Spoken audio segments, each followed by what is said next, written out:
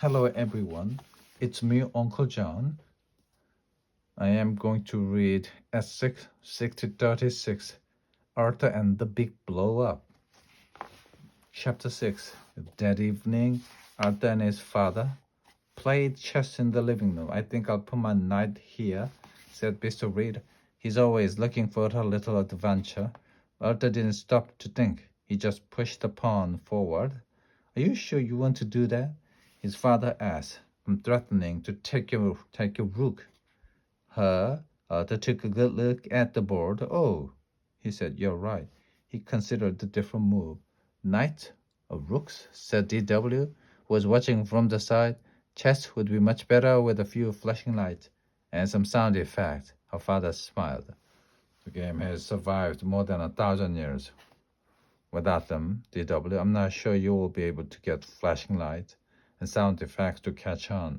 He glanced at Arthur, who was just staring into space. Arthur, you don't seem to have your mind on the game. Is anything wrong? I'm worried about Francine and the brain. He explained what had happened. It doesn't seem like they will ever be friends again. And I'm friends with both of them, so I felt caught in the middle. His father nodded. I realized that things look pretty serious. But a lot of things look that way at first. What can I do? Be patient. Francine and the brain don't really want to be enemy. It'll just take some time for them to realize that.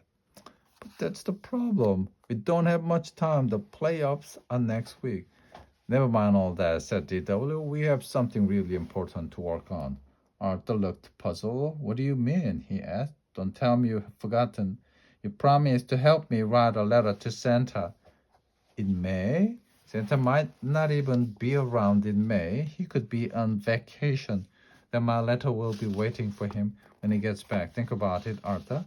Santa must get a ton of letter in December. Now is the time to write. If I want to get his attention, she pulled out some paper and a pen. I'll leave you to your work. Dear father, Arthur, we can finish our game later. He got up and went into the kitchen. All right, D.W., how do you want to start? How about dear Santa? Is it tough being the world's most handsome man? Arthur looked at her in disbelief. That's your beginning? She nodded. It's always nice to start with something positive. Now, where was I? You must be tired of hearing nice things said about you, because you hear them so often.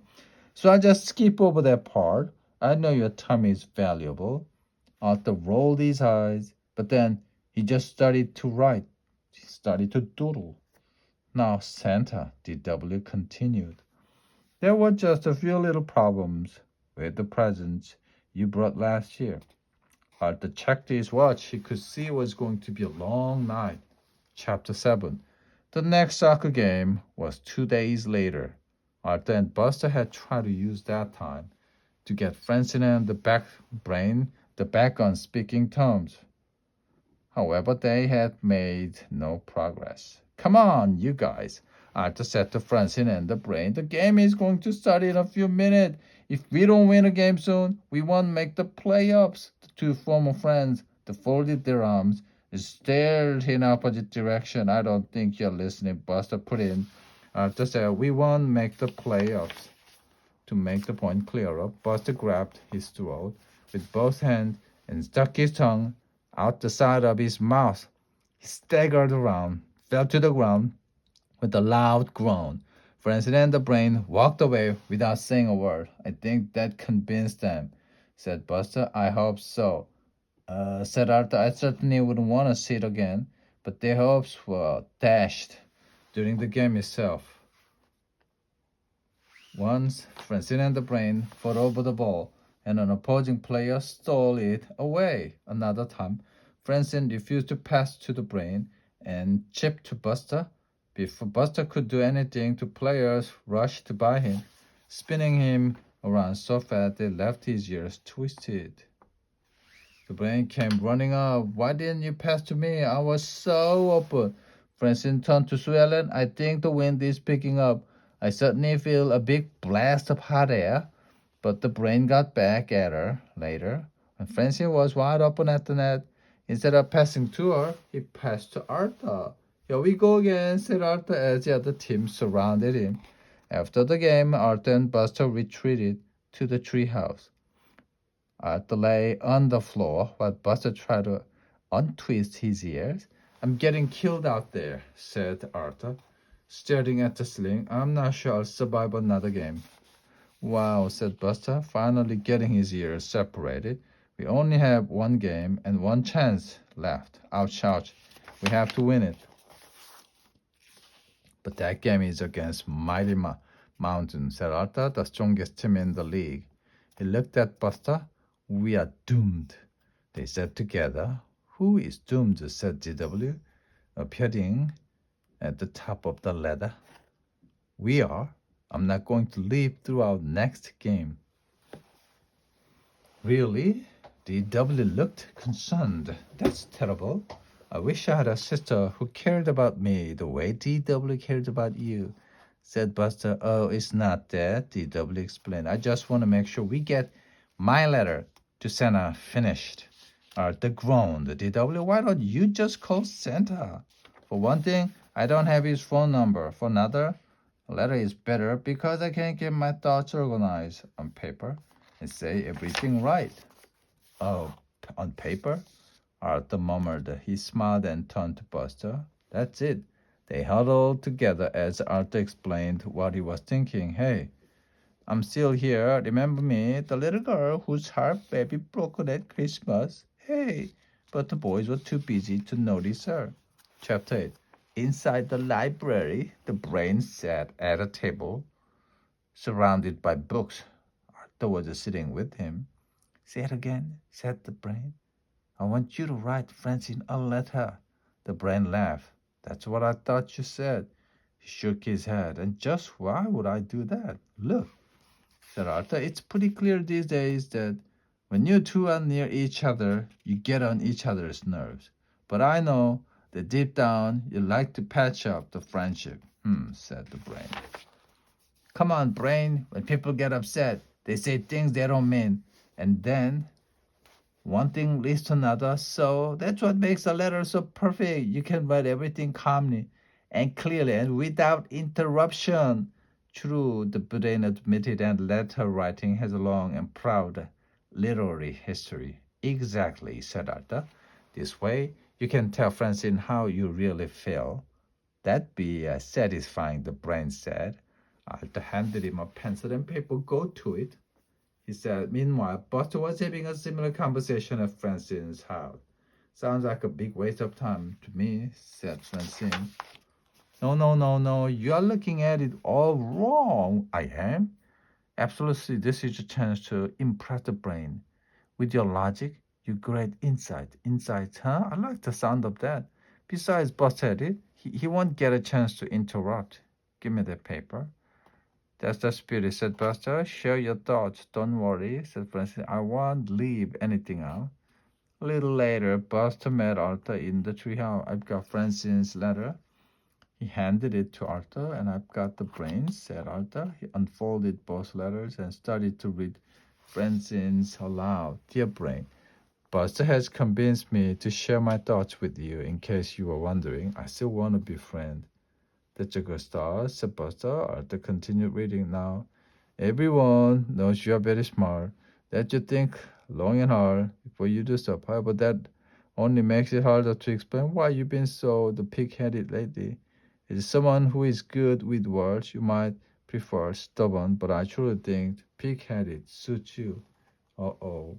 Maybe the brains is better, Buster said hopefully. Arthur looked through it quickly. Listen to this. Francine, I realize you may have no aspiration to be a scholar, but I previously thought that you possessed at least a reasonable amount of common sense. However, a bunch of late have caused me to revise that estimation to put it in words you can understand. What's your excuse for acting so dumb all the time? No more, said Buster, sagging against the wall. Arthur joined him. I really thought they would cooperate. Buster shuddered. These letters will only make things worse. We're doomed, that's for sure. But we are not done yet. Abonite. If they won't cooperate on their own, then we will just have to do they're cooperating for them. Chapter 9. As the Lakewood team was warming up for the big game, the Mighty Mountain team got off the bus. Look how big they are. I bet they eat raw meat by the light of a full moon.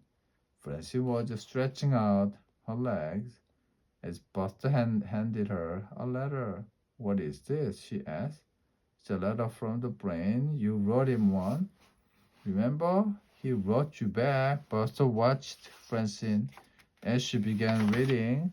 What do you think? He asked. Hold on, I'm not done yet.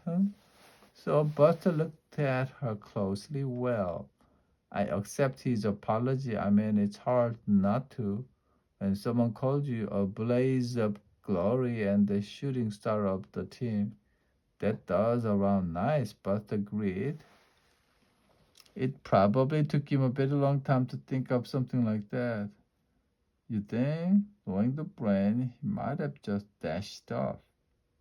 Buster shook his head. I know for a fact that writing that kind of stuff takes a while. I guess there's only one thing bothering me. Oh, what's that? I can't believe the brain spelled the soccer. S-O-K-K-E-R. Well, said Buster with a nervous laugh. I wouldn't think about that too much. He was probably in a hurry to get the letter to you and he missed a few things. Farther down the field, the brain was running in place. 30 more seconds, he told Arthur, who had come up beside him. Then 3 minutes of stretching. You should do this. Arthur, proper muscle conditioning is a key ingredient in playing to your full potential. If you say so. By the way, I have a letter for you. Francine wrote it. He handed it over. Brain read for a few seconds, then he suddenly stopped running. This is ridiculous. I refuse to give in to her demands. What? I want blue footsie pajamas and the blonde Miss the Mole Rat. The brain read aloud. He frowned. I'm not buying Francine any present. Oh, of course you're not. That's DW's Christmas list. I'm helping her out. Somehow Francine must have used the paper by mistake. Look on the other side. The brain flipped it over. Started reading again. Ah, much better. I don't know what that was. To argue with someone of such superior intelligence. Yeah, you like that, huh? I'm not one to hold a grudge, Arthur. If Francine has seen the error of her ways, I can accept that. Was glad to hear it. The referee suddenly blew the whistle. The game was about to begin.